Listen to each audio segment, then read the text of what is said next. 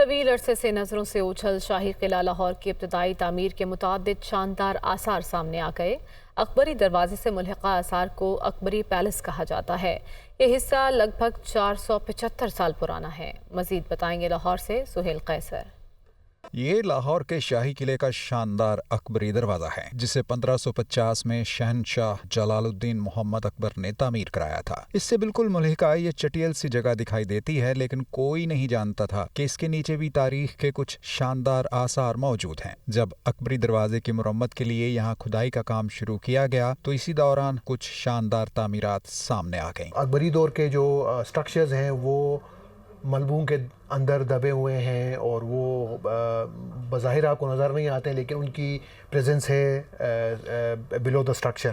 تو اس پروجیکٹ کے تھرو وہ جو ملحقہ جو سٹرکچر ہیں اکبری دور کے 1550s آنورڈ، وہ بھی اس کی بھی پریزرویشن ہوگی۔ سامنے آنے والی تعمیرات کو اسی دور کے آثار قرار دیا جا رہا ہے جب اکبری دروازہ تعمیر کیا گیا تھا، لیکن پھر یہ وقت کے ساتھ زمین میں دبتے چلے گئے۔ ان آثار کی ساخت بتاتی ہے کہ یہ کسی شاہی محل کا حصہ رہے ہوں گے۔ روایتی مغل طرز تعمیر کی حامل چھوٹی اینٹ سے بنی ان تعمیرات میں بہت بڑا ہال اور اس کے ساتھ ملحقہ کچھ سرنگیں اور چھوٹے کمرے دکھائی دیتے ہیں۔ یہ پرائمری انٹرنس تھی اور اس کے ساتھ اکبری محل لگتا تھا، تو سرفس سے لے کر سٹرکچر تک یہ لیئرز میں ہم چل رہے ہیں۔